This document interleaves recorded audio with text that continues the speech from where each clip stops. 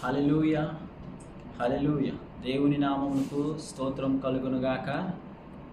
కూడి వచ్చిన సహోదరులందరికీ నా వందనాలు చెల్లిస్తూ ఉన్నాను. సమయం ఇచ్చిన యశ్వరావు గారికి నా వందనాలు చెల్లిస్తూ ఉన్నాను. హల్లెలూయా, హల్లెలూయా, హల్లెలూయా, హల్లెలూయా. ఈ దినం దేవుడు మనతో మాట్లాడేలాగిన బైబిల్ గ్రంథంలో నుంచి ఒక చక్కని కీర్తనలో నుంచి దేవుడు మనతో మాట్లాడుతూ ఉన్నాడు. అందరూ ఆసక్తితో ఎదురు చూద్దాం. దేవుడు ఏం మాట్లాడుతున్నాడు, దేవుడు మనతో ఏమి మాట్లాడనై ఉన్నాడు, విన చెవిని దేవుడు మనకి ఇచ్చేలాగా మన అందరం దేవుణ్ణి అడుగుదాం. దేవా నాతో మాట్లాడు, నా ప్రభువా నాతో మాట్లాడని ప్రతి ఒక్కరూ కూడా మోకరించి ప్రార్థన చేసి దేవుని అడుగుదాం. పరిశుద్ధుడా యేసయ్యా నీకు వందనాలు చెల్లిస్తున్నాం. దేవా ఇదిగో మీరు మాతో మాట్లాడండి. నీ మాట జీవవాక్కు కదా అయ్యా. నీ మాట ప్రభా మమ్మల్ని బ్రతికించును కదా. నీ మాట మా హృదయాలను కదిలింప చేయును కదా అయ్యా. మొరటువంటి హృదయాలను, కఠిన హృదయములను అయ్యా మా జీవితాలను కూడా సరిచేయును కదా అయ్యా. మీరు మమ్మల్ని కట్టే దేవుడు కదా అయ్యా. మీరు మమ్మల్ని అయ్యా నడిపింప చేయమని, నీ కృపాని కాపుదల్లో నింపమని అయ్యా. నీ సన్నిధిని మాకు తోడుగా ఉంచండి దేవా అయ్యా. నీ నామమును ఆశ్రయించి ఉన్నాం తండ్రి. ఈ దినమంతా మీరు మాతో మాట్లాడండి. మా హృదయంలో నాటుకుపోయేలాగిన నీ వాక్యమంతా కూడా అయ్యా మేమిక ఆ వాక్యమును గూర్చి అయ్యా ఫలభరితమైనటువంటి మేము పంటను పండేలాగిన నీ కృపను దయచేయండి దేవా. 30 దంతులు 60 దంతులు 100 అంతలుగా నీ వాక్యం మా హృదయాల్లో ఫలించును గాక. నీ మాటలను మేము గట్టిగా పట్టుకుందుము గాక. మాట్లాడుచున్నారని మేము నమ్ముచ్చు అయ్యా. నన్ను మరుగుపరుచుకోండి. మీరు మాతో ఉండి అయ్యా, మీరు మాలో ఉండండి దేవా. నా నోటికి తోడేయండి ప్రభువా. నీ హస్తపు నీడలో మమ్మల్ని దాచి కాచి కాపాడి భద్రపరిచి నా నోటితో మీరు మాట్లాడమని యేసు నామమున ప్రార్థన చేయుచున్నాము నా పరమ తండ్రి. ఆమేన్, ఆమేన్, ఆమేన్. ఒక చక్కనటువంటి దేవుడు, ఒక చక్కనైనటువంటి మాటను మనకు దేవుడు తీసుకొచ్చి ఉన్నాడు. ఈ దినం కీర్తన గ్రంథంలో నుంచి మనం మాట్లాడబోయే ముందు మనం ఎవరి మీద ఆధారపడుతూ ఉన్నామనే విషయాన్ని గురించి ఈ యొక్క అంశం వెళ్ళబోతుంది. మన అంశం మనం ఆధారపడుట. మన అంశము ఆధారపడుట. మనం ఎవరి మీద ఆధారపడుచున్నాము అనే విషయానికి వచ్చేటప్పటికి ఈ యొక్క వృత్తాంతము దేవుడు మనతో మాట్లాడుతూ ఉన్నాడు. మన యొక్క విధానము, మన యొక్క ఆలోచన తీరు ఎటుగా మరలుతూ ఉందో, పారుతూ వెళుతూ ఉన్నటువంటి నది ఒక్కసారిగా తన దిశను మార్చుకున్నట్టుగా మనస్సు ఏ విధంగా పాయల కింద విడిపోతుందో ఒకసారి ఈ యొక్క విధానంలో చూద్దాం. అప్పుడు దాకా నమ్మకంగా ఉంటాం, అప్పుడు దాకా దేవునిలో భయభక్తులు కలిగి ఉంటాం. కానీ తర్వాత మనం ముందుకి కొనసాగుతూ ఉంటుండగా మన మనసు నది వలె ఒక పాయల కింద చీలిపోయినట్టు మన మనసు వెళ్ళిపోతూ ఉంటుంది. మనం ఆధారపడినంతసేపు, దేవుని మీద నిలిచినంతసేపు మనం బాగానే ఉంటాం. దేవుని మీద ఉన్నాం కదా, దేవుని మీద ఆనుకున్నాం కదా, దేవుడే రక్షిస్తాడు కదా, దేవుడే చూసుకుంటాడు కదా, దేవుడే మనల్ని నడిపిస్తున్నాడు కదా, దేవుడే మనలను ముందుకు చూస్తూ ఉంటాడులే, దేవుడే మన పక్షంగా ఉంటాడు, మన కార్యమంతా కూడా ఆయన నెరవేర్చుకుంటాడు కదా అని మనం అనుకుంటాం. కానీ కొన్ని సందర్భాలకు వచ్చేటప్పటికి మన మనసు యొక్క తీరు, మన యొక్క హృదయం యొక్క స్థితి ఏ విధంగా ఉంటుందో ఈ అంశం ద్వారా మనం తెలుసుకోవచ్చు. ఈ అంశం ద్వారా దేవుడు మనతో మాట్లాడుతున్నటువంటి ఒక ఆసక్తికరమైనటువంటి విధానంతో దేవుడు మన ముందుకు మాట్లాడుచున్నాడు. ఒకసారి ఆ విషయాన్ని గమనించినట్లయితే మన యొక్క మనస్సును ఒక్కసారిగా మన మనస్సుని దేవుని యొద్దకు తీసుకుని వద్దాం. ఒక్కసారిగా దేవుని వైపు చూద్దాం. కీర్తన గ్రంథంలో నుంచి 118వ కీర్తన 8వ వచనం 9వ వచనం కూడా చదువుకున్నాం. మనుషులను నమ్ముకొనుట కంటే యెహోవాను ఆశ్రయించుట మేలు. రాజులను నమ్ముకొనుట కంటే యెహోవాను ఆశ్రయించుట మేలు. మన అంశం అంతా కూడా ఇలాగే ముందుకు వస్తూ ఉంటుంది. ఈ రిఫరెన్సే మనం చివరి వరకు కొనసాగిస్తూ ఉంటాం. దీనిలో మనం ఎవరి మీద ఆధారపడుతున్నాము అనే విషయం ఉంది. మనం మనల్ని ఎవరి మీద ఆధారపడుతున్నాం, ఎవరిని ఆశ్రయంగా చేసుకుంటున్నాం, మనం ఎవరి మీద నమ్మకం ఉంచుతున్నాం, మనం ఎవరిని ఆధారం చేసుకొని ముందుకు కదులుతున్నాం, మన మనస్సు ఏ విధంగా ట్యూన్ అయ్యి ముందుకు వెళ్తుంది అనే విషయాలు దేవుడు మనతో మాట్లాడుచూ ఉన్నాడు.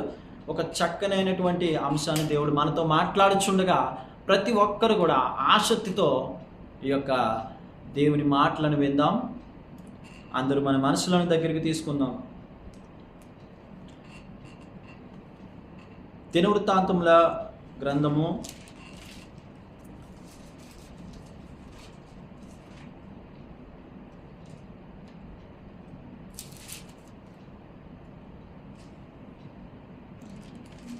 16వ గ్రంథం తీసారా?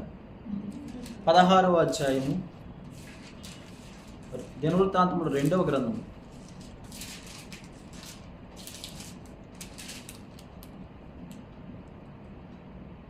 16 చదువుకుందాం.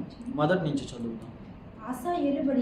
ఆశా ఏలుబడియందు 36వ సంవత్సరమున ఇశ్రాయేలు రాజైన బయోషా యూదా వారి మీద దండెత్తి బయలుదేరి యూదా రాజైన ఆశా యొద్దకు రాకపోకను జరుగుకుండునట్లు రామాను కట్టింపగా ఆశా యెహోవా మందిరమందు రాజనగరునందును ఉన్న బొక్కసములోని వెండి బంగారములను తీసి దమస్కులో నివాసము చేయు సిరియా రాజు బెన్హదదు నొద్దకు దూతల చేత పంపించి నా తండ్రికి నీ తండ్రికి కలిగి ఉన్నట్లు నాకును నీకు సంధి కలిగి ఉన్నది. వెండిని బంగారము నీకు పంపి ఉన్నాను.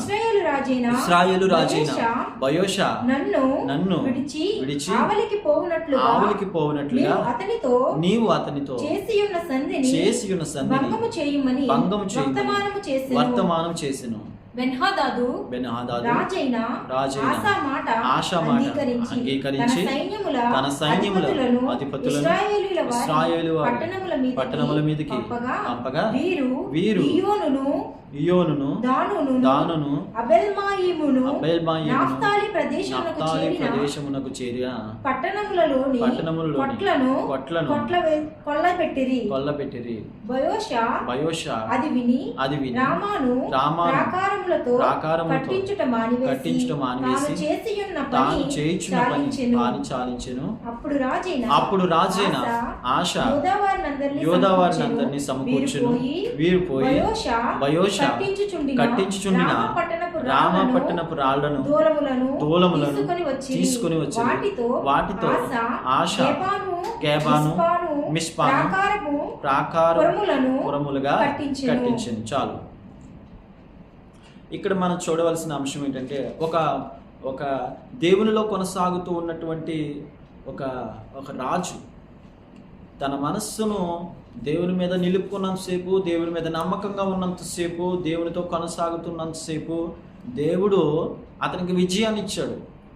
మనస్సు ఏ విధంగా అయితే మన మనస్సు ఎప్పుడైతే దేవునిలో స్థిరంగా లేదో, మన మనస్సు ఎప్పుడైతే దేవుని యొద్ద నుంచి మళ్ళీపోతూ ఉంటుందో, దేవుని యొద్ద నుంచి మనం దూరం అయిపోయి మనం దేవునికి ధిక్కారమును అంటే దేవునికి వ్యతిరేకతను మనం చూపిస్తూ ఉంటామో, ఆ వ్యతిరేకత ఎప్పుడైతే రాజు చూపిస్తాడో దేవునికి, ఆ జనమట, ఆ రాజు ఏలుతున్న జనమట ఏమైపోతారట? ఖచ్చితంగా వారు ఏమాత్రము నెమ్మది లేకుండా, వారికి ఏమాత్రము కూడా నీడ లేకుండా అయిపోతారు. ఒక రాజు స్థిరంగా ఉంటే ఖచ్చితంగా ఆ దేశ ప్రజలు కూడా బాగుంటారనే విషయాన్ని మనకు తెలియజేస్తూ ఉంది ఈ యొక్క అంశం అంతా కూడా. ఒకసారి చూద్దాం, మొదటి నుంచి చూద్దాం. అసలు ఏ పాత్ర గురించి అయితే నేను చెప్దాం అనుకుంటున్నాను, ఎవరిని గురించి అయితే నేను చెప్దామని అనుకుంటున్నానో ఆ విషయాన్ని మీకు తెలియజేస్తాను. నేను మాట్లాడబోతున్నటువంటి రాజు పేరు ఆశ.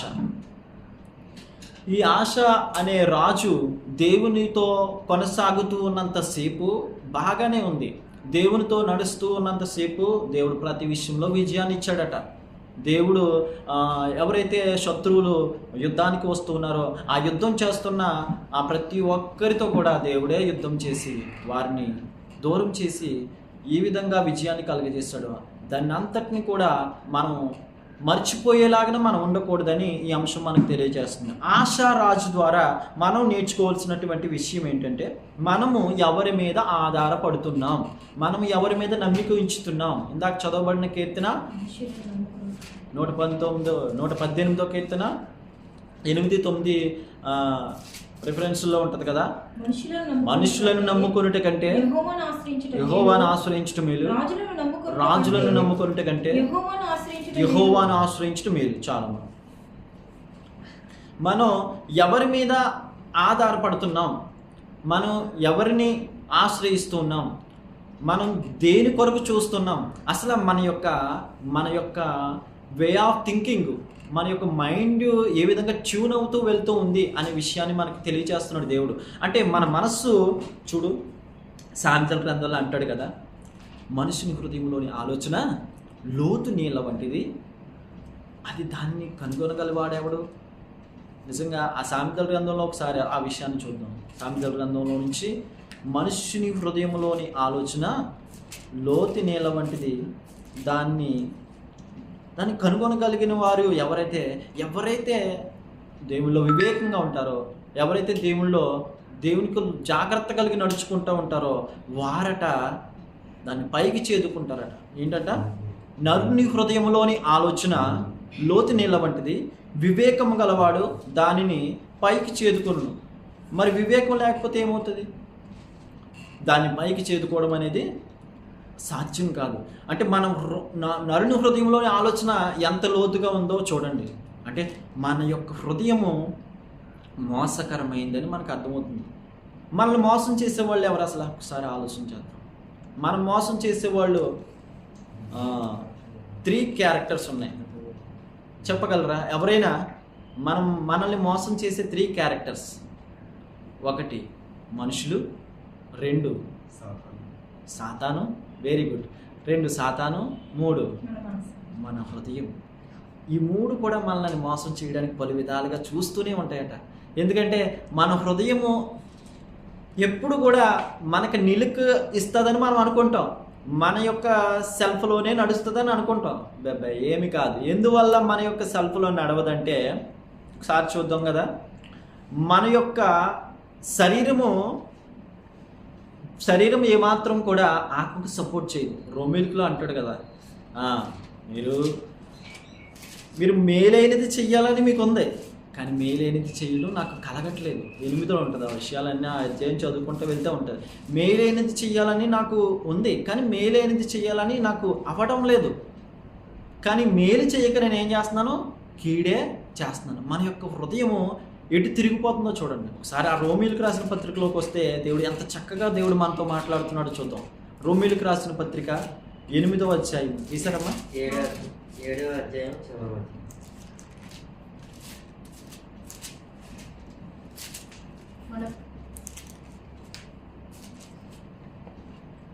నేను చేయగోరు మేలు చేయక 7వ అధ్యాయము 19వ వచనం. నేను చేయగోరు మేలు చేయక చేయగోరని కీడు చేయుచున్నాను. నేను కోరని దానిని చేసిన ఎడల దానిని చేయునది నా యందు నివసించు పాపమే గాని ఇకను నేను కాదు.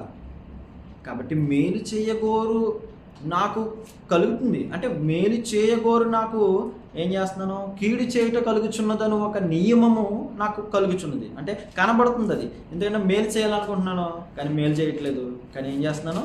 కీడే చేస్తున్నాను. మరి 23లోకి వస్తే ఆ విషయాలన్నీ మనకు అర్థమవుతాయి అన్నమాట. 22, 23, 24 కూడా చదువుకుందాం.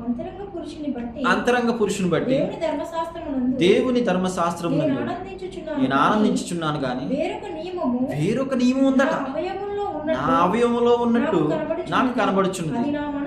అది నా మనస్సునందున ధర్మశాస్త్రంతో పోరాడుచు నా అవయములలోనున్న పాప నియమమునకు నన్ను చెరపట్టి లోపరుచుకొనుచున్నది. అయ్యో నేనెంత దౌర్భాగ్యుడను! ఎట్టి మరణమునకు లోనగు శరీరం నుండి నన్ను ఎవడు విడిపించును? చాలమ్మా చెప్పాను కదా ఇందాక శరీరం అని. మన యొక్క శరీరము మనకు శత్రువు ఎవరో లేరు. మన శత్రువు మన శరీరమే, మన యొక్క హృదయము మనకు మోసకరంగా మారిపోతూ ఉంటుంది. అంటే మన యొక్క మాట వినదు, మారం చేస్తూ ఉంటుంది. ఆత్మ అంటది ప్రార్థన చేయండి, శరీరం అంటది చేసావు కదా కానీ పడుకో అని మన శరీరం అంటది. అలాగా మన శరీరము ఆత్మకును, ఆత్మ శరీరమునకును వ్యతిరేకంగా ఆపేక్షిస్తాయి అన్నమాట.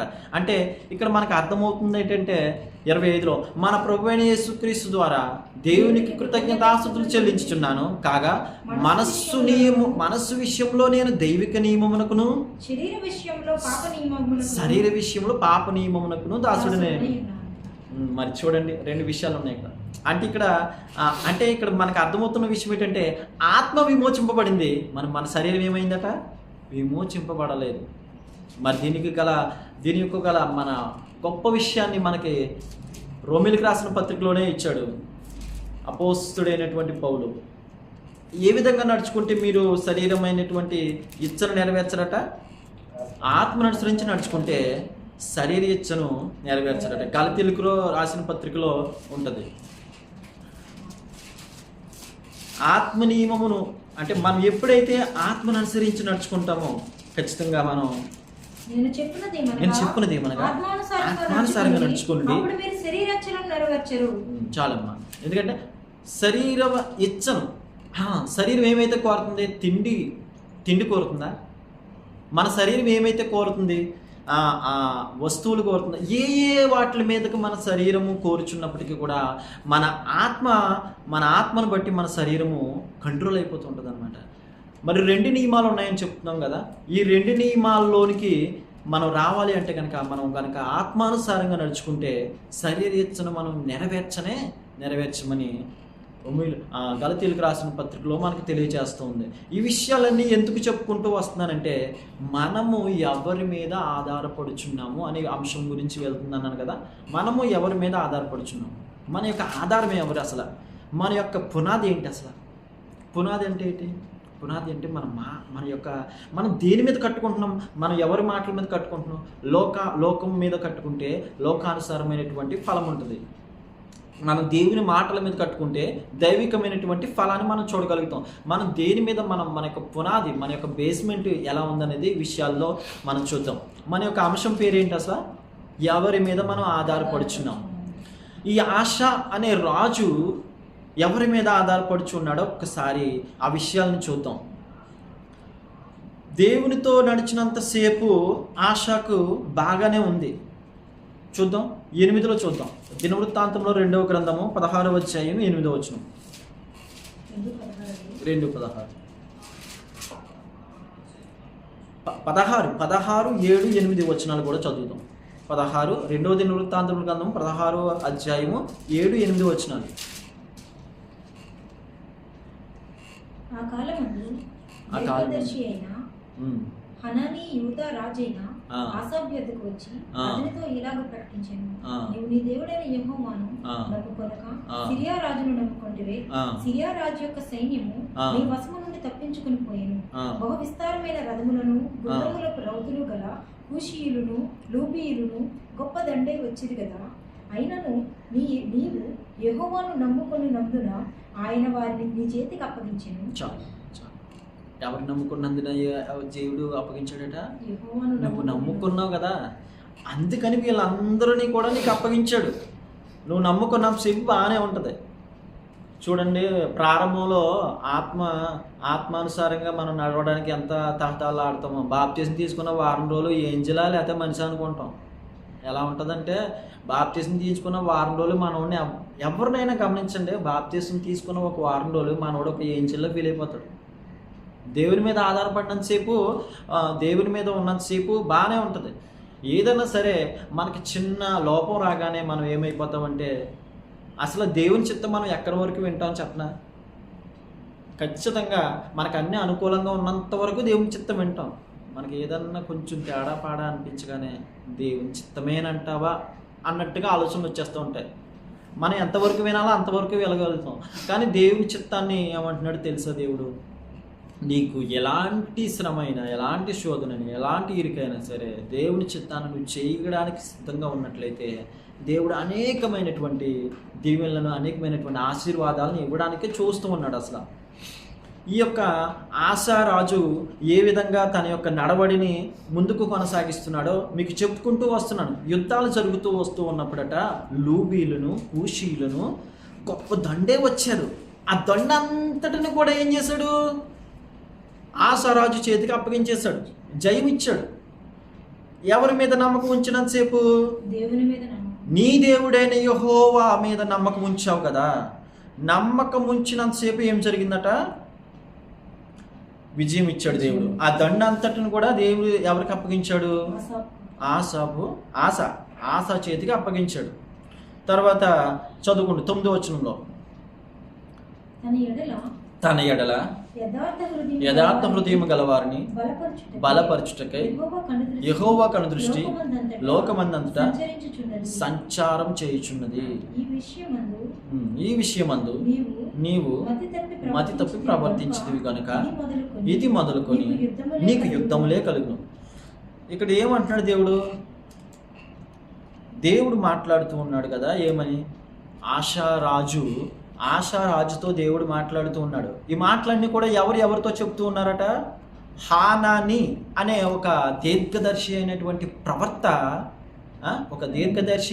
హనాని అనేటువంటి ఒక ప్రవర్త వచ్చి ఆశారాజుతో చెప్తున్నటువంటి సందర్భం ఇది. చెప్దాం.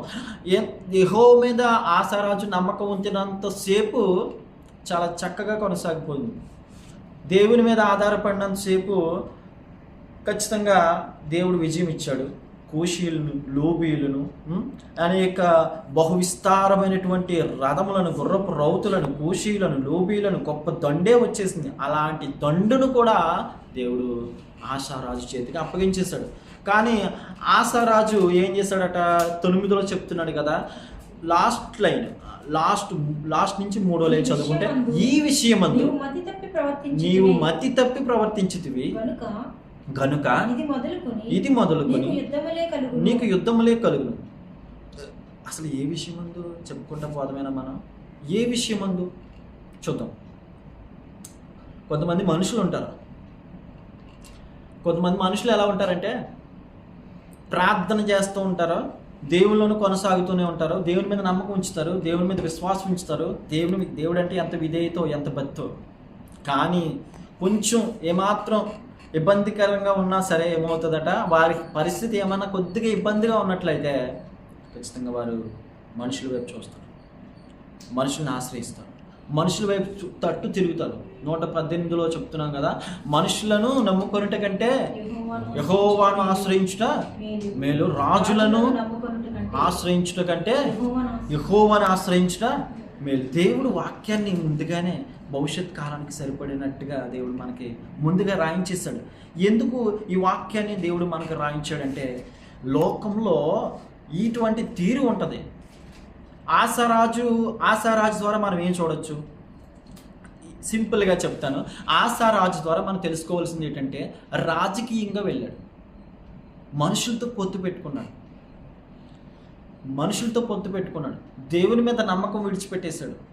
ఏ విషయమందు మనుషులతో పొత్తు పెట్టుకున్న విషయము, వేరొక రాజుతో పొత్తు పెట్టుకున్న విషయం మనకి ఈ అధ్యాయంలో మనకు కనబడుతుంటుంది. ఏ రాజుతో పొత్తు పెట్టుకున్నాడో చూద్దాం. సిరియా రాజు పేరు చూద్దాం. అక్కడ ఎవరట? బెన్వాదాదు అని ఉంటుంది చూడమ్మా. సిరియా రాజు బెన్వాదాదు, 4వ వచనం 16:4.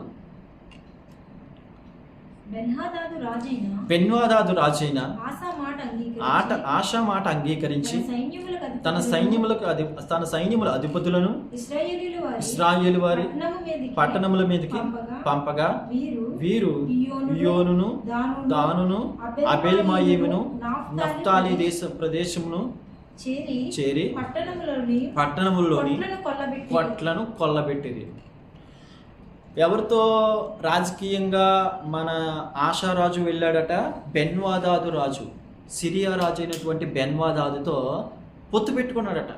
ఇప్పుడు పొత్తు పెట్టుకోవడం అంటే, చూడు, నాకు వ్యతిరేకంగా ఏ శత్రువులు అయితే వస్తున్నారో వారిని నా మీదకి రాకుండా నాకు సహాయం చెయ్యి, వారితో నువ్వు ఏదైతే సంధి చేసుకున్నావో నాతో యుద్ధం చేయడానికి వస్తున్నటువంటి బయోషా రాజు నా మీదకు వస్తున్నాడు కదా, బెన్వాదాదు బయోషా మీరిద్దరూ చేసుకున్నటువంటి ఆ తీర్మానం ఏదైతే ఉందో ఆ తీర్మానమును పక్కన పెట్టేసి నేనిచ్చు కానుకలను తీసుకో, నేనిచ్చు వెండి బంగారమును తీసుకో. 2వ వచనంలో నేనిచ్చు వెండి బంగారమును తీసుకో, నేను ఏదైతే మందిరమునందు రాజనగరునందు ఉన్న బొక్కసములో వెండి బంగారమును నేను ఏదైతే పంపిస్తూ ఉన్నానో ఆ బంగారమునంతటిని కూడా తీసుకుని బయోషా బెన్హదదు మీరిద్దరూ చేసుకున్నటువంటి ఆ తీర్మానం ఏదైతే ఉందో ఆ తీర్మానాన్ని పక్కన పెట్టండి. ఆ తీర్మానాన్ని మీరు పక్కన పెట్టిన తర్వాత ఆ తీర్మానం ఎప్పుడైతే మీరు బలపరుచుకున్నారంటే వాళ్ళు నా దేశం మీదకి వచ్చి వాళ్ళు నన్ను ఏం చేస్తారు, నన్ను ఓడగొడతారు. కాబట్టి మీకిద్దరికి ఉన్నటువంటి ఆ తీర్మానమును ఏటట ఆ తీర్మానము సంధి చేసుకున్నారట. 3వ వచనంలో నా తండ్రికిని నీ తండ్రికిని కలిగి ఉన్నట్లు నాకును నీకును సంధి కలిగి ఉన్నది, వెండి బంగారమును నీకు పంపి ఉన్నాను. ఇశ్రాయేలు రాజైన బయోషా నన్ను విడిచి ఆవులకి పోవునట్లుగా నీవు అతనితో చేసి ఉన్న సంధిని భంగము చేయమని వర్తమానం చేశాను. అర్థమవుతుందమ్మా విషయం? ఏం మాట్లాడుతున్నామో అర్థమవుతుందా? మనం ఎవరి మీద ఆధారపడుతున్నాం అనే అంశం గురించి మనం మాట్లాడుతున్నాం. బయోషా బెన్హదదు వీళ్ళు ఒక సంధి చేసుకున్నారట. ఎవరి మీదకి వెళ్దామని? ఆశారాజు అయినటువంటి ఆశారాజు యొక్క దేశమునంతటిని కూడా ఏం చేద్దామని, పాడు చేద్దామని, ఆశారాజుని యొక్క దేశాన్నంతటిని కొల్లగొడదామని వాళ్ళ యొక్క సంధిలో కలిగి ఉన్నారు. ఆ సంధిని ఓడగొట్టడానికి రాజకీయమైనటువంటి యుద్ధి ఇది. రాజకీయ పరంగా వెళ్తే ఎలా వెళ్తారు? ఒక మనిషిని మనం మెప్పించుకోవాలంటే ఏ విధంగా వెళ్ళొచ్చట చూడండి. ఆ మనిషికి ఏది ఇష్టమో తెలుసుకొని ఆ మనిషికి రాజకీయంగా యుక్తిపరమైనటువంటి మాటలు చెబుతూ వెండిని ఇస్తున్నాను, బంగారం ఇస్తున్నాను, ఇదిగో నీకు కానుకలు పంపించున్నాను, నా తండ్రి నీ తండ్రి అప్పట్లో కలిసి ఉండేవారు, నా వారు నీ వారు బాగా సంధి కలిగి ఉన్నారు, అప్పట్లో మీ నాన్నగారు మా నాన్నగారు మంచి స్నేహపూర్వకంగా ఉండేవారు, మంచి కానుకలను నేను నీకు ఇస్తున్నాను కదా, ఇదిగో నువ్వు బయోషాతో పెట్టుకున్నటువంటి ఆ సంధి ఏదైతే ఉందో ఆ సంధిని రద్దు చేసి ఆ సంధికి భంగం కలిగించు, ఆ సంధిని క్లోజ్ చేసేసి నాకు వ్యతిరేకంగా లేస్తున్నటువంటి ఆ బయోషా యొక్క ఆ విధానం అంతటిని కూడా, ఆ శత్రు సైన్యం అంతటిని కూడా నువ్వు ఒక్కసారిగా వ్యతిరేకించు, ఎందుకంటే నువ్వు మౌనంగా అయిపో, నేను యుద్ధంలోనికి దిగుతాను అని ఎవరైతే ఈ యొక్క మౌనమైపోమని అన్నారో వారు మౌనమైపోయారు. యుద్ధంలోకి దిగినప్పుడు ఎవరికి జయం వచ్చిందట? ఆశారాజుకి జయం వచ్చింది. ఇది ఏ విషయంలో వచ్చినటువంటి జయము? రాజకీయపరమైనటువంటి ఒక యుద్ధితో చేసినటువంటి విజయమే ఇది. ఆ విజయం ఎన్నాళ్ళు ఉంటుంది? కొన్నాళ్ళే వచ్చింది విజయము. మనుషులతో పొత్తు పెట్టుకున్నా, రాజులతో పొత్తు పెట్టుకున్నా, ఎవరిని ఆశ్రయించినా ఒకవేళ నీకు విజయం వచ్చిందేమో ఆ విజయము ఎల్లకాలము నిలవదని దేవుడు తెలియచేస్తూ ఉన్నాడు. చూద్దాం 13-14 వచనాల్లో. ఆశ తన పితరులతో కూడా నిద్రించి తన ఏలుబడి యందు 40 ఏట 40వ సంవత్సరమున మృత్యునందెను. అందుకు పై వచనాలు కూడా చూద్దాం 11-12లో. ఆశా చేసిన కార్యములన్నిటిని గురించి యోధా ఇశ్రాయేలు రాజుల గ్రంథమునందు రాయబడి ఉన్నది. ఆశ తన ఏలుబడి యందు 39వ సంవత్సరమున పాదములలో జబ్బు పుట్టి తాను బహు బాధపడినను దాని విషయంలో అతడు యెహోవా యొద్ద విచారణ చేయక వైద్యులను పట్టుకుని. చాలు. ఇప్పుడు కూడా ఎక్కడ పట్టుకుంటున్నాడు? చనిపోయే స్టేజ్లో కూడా ఎవరిని ఆధారం చేసుకుంటున్నాడండి? వైద్యులను ఆధారం చేసుకుంటున్నాడు ఆశారాజు. ఏమవుతుంది ఇక్కడ మనం అర్థం చేసుకోవాల్సిన విషయం ఏంటంటే తన యొక్క చివరి కాలంలో కూడా దేవుని వద్ద విచారణ చేయలేదు, దేవుని అడగలేదు. దీనికి పరిష్కారం ఏంటి? ఈ యొక్క ఆ పాదముల్లో పుట్టినటువంటి దానికి పరిష్కారము, ఆ జబ్బుకి యొక్క పరిష్కారం ఏంటి అనేది దేవుని మీద ఆధారం చేసుకున్నాక దేవుని యొద్ద విచారణ చేయకుండా ఎవరి యొద్ద విచారణ చేశాడు? వైద్యుల్ని. మనం కూడా మొదటగా వైద్యుల్ని కొన్నిసార్లు వైద్యుల దగ్గరికి వెళ్ళిపోతాం. వైద్యుల దగ్గరికి వెళ్ళొద్దని కాదు నా అంశం ఏంటంటే వైద్యుల దగ్గరికి వెళ్ళొచ్చు. మొదటగా మనం ప్రార్థన చేసుకోవాలి. దానికి పరిష్కార మార్గాన్ని దేవుడే సూచిస్తాడు. వైద్యుల దగ్గరికి మనం వెళుతూనే దేవుడి మీద ఆధారపడి ఉండాలని మనకి ఆ అంశాన్ని మనకు తెలియజేస్తుంది. ఇక్కడ ఆశారాజు చివరి కాలంలో ఏమైందట? తన యొక్క 40వ ఏట మృత్యు నొందాడు. 14లో అత్తరు పనివారి చేత సిద్ధం చేయబడిన సుగంధ వర్గములు పరిమళ ద్రవ్యములతోనూ నిండిన పడక మీద జనులు అతని నుంచి అతని నిమిత్తం బహు విస్తారమైన గంధవర్గములను దహించి దావీదు పట్టణమందు అతడు తన కొరకై తొలిపించుకున్న సమాధి యందు అతని పాతిపెట్టిరి. ప్రారంభం ఎలా ఉంది? బాగుంది. దేవుడి మీద నమ్మకం ఉంచాడు, ఆత్మానుసారంగా దేవుళ్ళు కొనసాగుతున్నాడు. కానీ తన ముగింపు ఎలాగుంది? తన యొక్క ముగింపు ఏమాత్రం బాలే. దేవుని మీద నమ్మకం ఉంచి దేవునితో కొనసాగుతూ ఉన్నంతసేపు, దేవుని మీద ఆధారపడుతూ ఉన్నంతసేపు తన యొక్క విజయాలు చూడగలిగాడు, తన యొక్క ఆనందాన్ని చూడగలిగాడు. తన యొక్క ఆ యుద్ధములు ఎంతమంది దండెత్తు వచ్చినా సరే, ఎన్ని గుంపులుగా వచ్చినా, ఎంత లూబీలు కూషీలు గుర్రపు రౌతులు గుర్రముల్ని వేసుకుని వచ్చినా సరే, దేవుడు ఆ దండంతటిని కూడా ఆసారాజు చేతికి అప్పగించేస్తాడు. ఆ మేలంతటిని కూడా దేవుడు మర్చిపోయి, ఆసారాజు ఏ విధంగా అయితే దేవుడు చేసిన మేలు మర్చిపోయాడో ఈ దినాలలో ఒకసారి మనం ఆలోచన చేసుకుందాం. దేవుడు మనకు చేస్తూ వస్తున్నటువంటి మేలును కానీ, దేవుడు మనకు చూపుతూ వస్తూ ఉన్నటువంటి ఆ కార్యాలను కానీ మనం గుర్తుపట్టట్లేదేమో. దేవుడు చేసిన కార్యాలు కంటికి కనబడవు, చెవులకు వినబడవని దేవుని వాక్యం మనకు చెప్తుంది కదా. దేవుడు చేస్తున్నటువంటి మేలును కానుకోకుండా ఉన్నట్లయితే, దేవుడి మీద కానీ మనం ఆధారపడకుండా ఉన్నట్లయితే ఖచ్చితంగా మనకి అపజయము. అది మంచిది కాదు. మన యొక్క విధానం అంతా కూడా ఎలా ఉండాలంటే దేవుని మీద ఆధారపడి ఉండాలని దేవుడు మనకు తెలియచేస్తున్నాడు. మన అంశం యొక్క విధానం ఏంటంటే ఆధారపడుట. ఆసారాజు ఎవరి మీద ఆధారపడ్డాడంటే, ఆసారాజు దేవుని మీద ఆధారపడ్డాడు.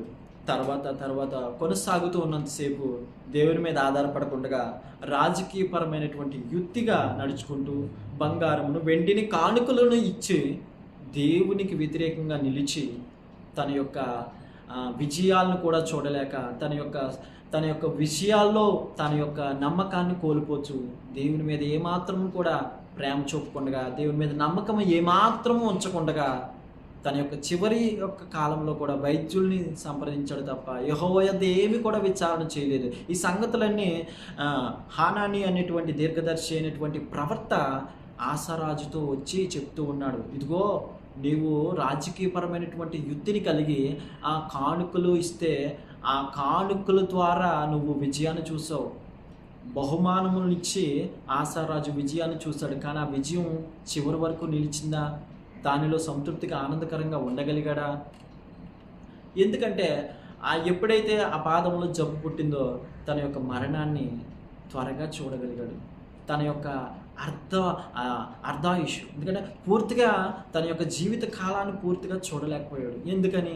తన యొక్క విధానమును దేవుని మీద నమ్మకంగా ముందుకు కొనసాగించలేకపోయాడు. అందుకని దేవుడు మాట్లాడుతున్నాడు కదా 118:8-9లో, మనుషులను నమ్ముకుంటే కంటే యెహోవాను ఆశ్రయించుట మేలు. ఎందుకంటే రాజులనైనా మనుషులైనా మనం ఎవరి మీద ఆధారపడద్దు. మనం ఏదో బహుమానాలు ఇస్తే ఎదుటివారు మన మీద ఒక మంచి ఆలోచన నెరవేరుస్తారు, మనకు అనుకూలంగా మారుతారు, మనకు అనుకూలంగా ప్రతిదీ చేస్తారు అని మనం అనుకుంటున్నామేమో. దేవుని వాక్యం మనకు చెప్తుంది కదా. ఈ ఆసారాజు యొక్క గతి ఏమైందంటే, దేవునికి లోబడినంతసేపు విజయాన్ని చూశాడు, ఎంతో క్షేమంగా నిలవగలిగాడు. దేవుని మీద ఆధారపడినంతసేపు బాగానే ఉంది. దేవుని మీద ఎప్పుడైతే ఆధారపడలేదో హానాని అనేటువంటి ఒక ప్రవర్త వచ్చి ఆసారాజుతో ఈ మాటలు చెప్పగానే ఆసారాజు హానాని ప్రవర్త మీద కోపగించి అతను ఏం చేశాడట? గాయపరిచాడు. తన వారిని కూడా గాయపరిచాడు. ఆ వృత్తాంతం అంతా ఆ తర్వాత అధ్యాయాల్లో చదువుకుంటూ వెళ్తూ ఉంటుంది. ఆ హానాని అనేటువంటి ఆ ప్రవర్త వచ్చినప్పుడైనా దేవుని యొక్క సలహాను కానీ, దేవుని యొక్క మాట ఏం మాట్లాడుతున్నాడో, దేవుడు ఈ దినాన దేవుడు నాతో ఏం మాట్లాడుతున్నాడో, ఓకే ప్రవర్త వచ్చాడు కదా, దేవుని మాటలు దేవుని సలహాలను ఇస్తున్నాడు కదా, మన జీవితాన్ని మార్పు చేసుకుందాం, మన నమ్మికను దేవుని యొద్ద నుంచి తొలగించుకోకుండా సరి చేసుకుందాం, దేవుని మీద ఆధారపడదామని ఒక్క ఆలోచన చేస్తే కనుక ఆశారాజు యొక్క లైఫ్ వేరే విధంగా తిరుగుతుంది. తన జీవితాన్ని పూర్తిగా కొనసాగించలేకపోవడానికి గల కారణము మనుషులముగా మనం కూడా దీన్ని ఏ విధంగా అర్థం చేసుకోవాలంటే, మనుషులను ఏమాత్రము నమ్ముకొనవద్దు. అధికారులనైనను, నాయకులనైనను, పాలకులనైనను, ఏలుబడి చేస్తున్నాయి మరి ఎవరినైనా సరే మనం ఎవ్వరి మీద ఆధారపడవద్దు, దేవుని మీద మాత్రమే ఆధారపడవాలని ఈ విషయాలు ఆశారాజు ద్వారా మనకు తెలియపరుస్తున్నాయి. హానాని ప్రవక్త ద్వారా మనకి ఏం తెలియచేస్తూ ఉందంటే దేవుని వాక్యం, ఇదిగో అపజయం రాబోతూ ఉంది, ఇదిగో దేవుని మాట, ఇదిగో దేవుని వాక్కు, దేవుని యొక్క సలహా నీకు తెలియచేస్తున్నాను, దేవుని మాటలు నీకు తెలియపరుస్తూ ఉన్నాను. నువ్వు సరిచేసుకో, నువ్వు సరిచేసుకున్నట్లయితే నీ యొక్క దేశమంతా బాగుంటుంది, నీ యొక్క విధానం అంతా కూడా బాగుంటుంది. నువ్వు ఎప్పుడు కూడా అపజయం చూడవు, నీ యొక్క ప్రతి కార్యంలోనూ, నీ యొక్క ప్రతి పనుల్లోనూ కూడా నువ్వు విజయాన్ని చూస్తావని ఆనాని ప్రవక్త ద్వారా దేవుడు హెచ్చరించాడు. ఆ హెచ్చరికను ఏమాత్రమును కూడా లెక్క చేయలేదు ఆశారాజు. ఈ దినాలలో కూడా మనం కూడా దేవుని మాటలు మాట్లాడుతుంటే దేవునికి చెవునివ్వట్లేదేమో, దేవుని యొక్క హెచ్చరికను, దేవుని సలహాలను ఒకసారి దేవుడు మాట్లాడుతూ ఉండవచ్చు.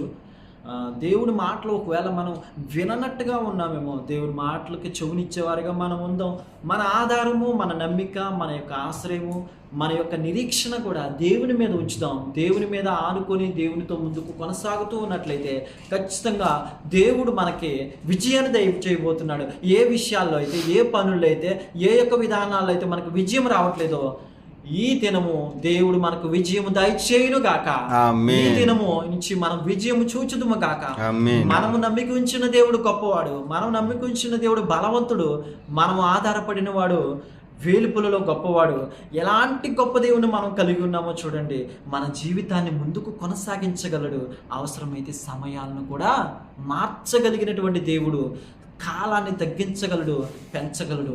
దేవుడు తన యొక్క భవిష్యత్ జ్ఞానమును అంతటిని కూడా మనకి బైబిల్ గ్రంథంలో పొందుపరిచి ఉంచాడు. ఈ విషయాలన్నీ కూడా మనం తెలుసుకోవాలని అంటే ఖచ్చితంగా దేవునితో కనుక మనం ఒక నమ్మిక కలిగి, ఒక ఒడంబడిక కలిగి, దేవునితో మనం ఆశ్రయం చేసుకొనచ్చు. మనం చెప్తున్నట్లుగా, వాక్యం చెప్తున్నట్లుగా మన యొక్క ప్రవర్తన కానీ సరిదిద్దుకున్నట్లయితే, యెహోవాను ఆశ్రయించుడి, మీకు ఏది కూడా కొదువై ఉండదని సామెతల్లోనూ కీర్తనలోనూ మనకు వినబడుతూ వస్తూ ఉంది కదా. ఎందుకంటే మనం ఎవరి మీద అయితే ఆనుకోవాలంటే, మనం ఎవరి మీద అయితే ఆధారపడాలో ఈ విషయాలన్నీ మనకు తెలియచేస్తూ ఉన్నాయి. దేవుని మీద కనుక మనం ఆధారం నిలుపుకుంటే కనుక మనకి మంచి జరిగినా, ఏది జరిగినా సరే, మంచి జరగకపోయినా సరే, దేవుని మీద నమ్మికను, దేవుని మీద ఉన్న ఆధారంను కానీ మనం పోగొట్టుకోకుండా మనం స్థిరంగా కనుక నిలిచినట్లయితే మన జీవితకాలం దేవుడు పొడిగిస్తాడు, మనకు ఆశీర్వాదాన్ని ఇస్తాడు, మనకు దేవుడు దీవెని ఇస్తాడు, విజయం వైపుకు మనం నడిపిస్తాడు. ఒకవేళ రాబోచుని మనకు అపజయాలుగా ఉన్నట్లేమో, అపజయాలను జయాలుగా మారుస్తాడు. విజయాన్ని చూసేటువంటి దినాల్లోనికి మనం వెళ్ళబోచు ఉన్నాం. ఆ దినము వచ్చి ఉన్నది. ఈ దినమంతా కూడా దేవుళ్ళో మనం విజయాన్ని చూసేటువంటి దినంగా మనం నమ్ముకుందాం. దేవుణ్ణి ఆధారం చేసుకుందాం, దేవుని మీద విధేయత చూపుదాం, దేవుని మీద ఆధారపడుచు ఆయన్ని ఆశ్రయంగా చేసుకుందాం. దేవుడి కొద్ది మాటలు మన వెనుకల్లో దీవించి ఆశీర్వదించునుగాక. ఆమేన్. ఆమేన్.